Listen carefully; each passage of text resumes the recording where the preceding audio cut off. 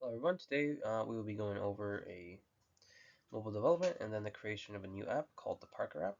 So throughout this process, I'll be explaining first the fundamentals to things like mobile development and rather what we've incorporated and what we've worked in our app, and then basically the goals behind it.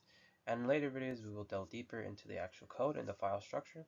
So let's begin and get started and start reviewing just some of the main things that are important to take notice when first building this app. Okay, so our next topic is what is mobile development? So mobile development focuses on the creation of applications for smartphones and tablets. It allows people to interact with digital tools wherever they are, wherever they go. It plays a major role in how modern devices enable such things as services, communication, and everyday tasks that are delivered through these mobile platforms. So the importance of it is that, for mobile devices, they're used, as I was saying, they're used nearly for everything today, making it one of the most common forms of software. And so understanding this helps turn ideas into accessible tools that can help people anytime that they use it. Um, and our relevance to this project and the project goal is that this will give us an example of mobile development concepts in action. So it's going to help, and we're going to be learning about and using basic features like input handling, screen transitions, and then UI layouts. So this will give us like a practical look at how a mobile app is structured and it's built. Okay, so our next title is the app that's what we're going to be creating called the Parker app. So the app is designed to simulate reserving a parking spot across different city locations. So this side is basically going to be explaining the general idea of the app and what it aims to accomplish within it. And so our purpose is that the app is basically going to be guiding the users through selecting a parking location, choosing a date and time, and then reviewing their total cost. It will focus on creating a simple but complete reservation flow. This will make it easy to understand how each part of the app works together. And why was our parking chosen? Why did we choose a parking app for this? Well, it's basically a real common situation that I think many people find themselves in. And so I think it also pairs well with a mobile app because it involves picking locations, checking availability, and then confirming the details. So these are all things that the mobile interfaces handle well, and those make a good example for building a beginning app. So some of the core features of the app is that it includes location selection, busy time charts, a date, the time pickers, and then reservation controls. So each feature represents like a different part of a typical mobile app interaction. Together, all these pieces they create a small but realistic example of like an app working together in action. So here we have our main activity file. This is basically the main screen of the app where most of the interactions happen. This slide breaks down what the screen does and why it's important for the whole process.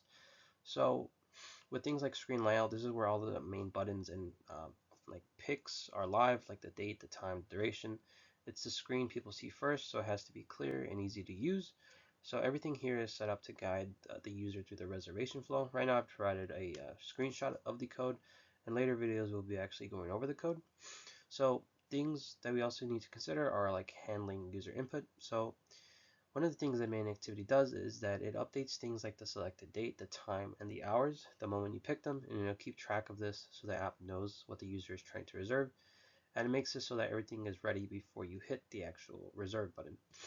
And then other things we have is our navigation to other screens. From here we can choose to go to a location or check the busy times chart. So this main activity file sends information to those screens and gets things back when it's needed.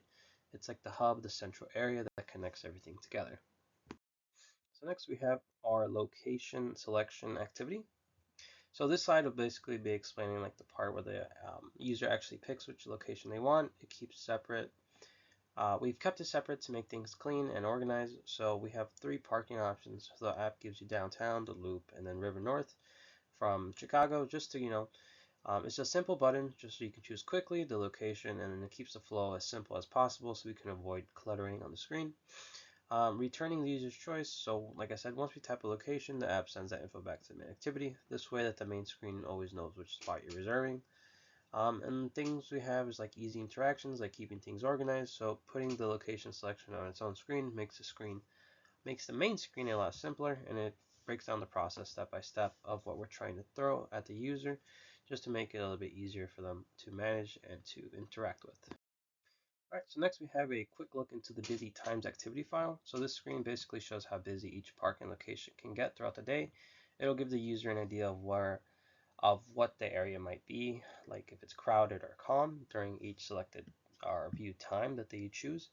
So things we can have in this is like a dynamic bar chart. So the chart is using build code, which means that the bars change depending on the location's data.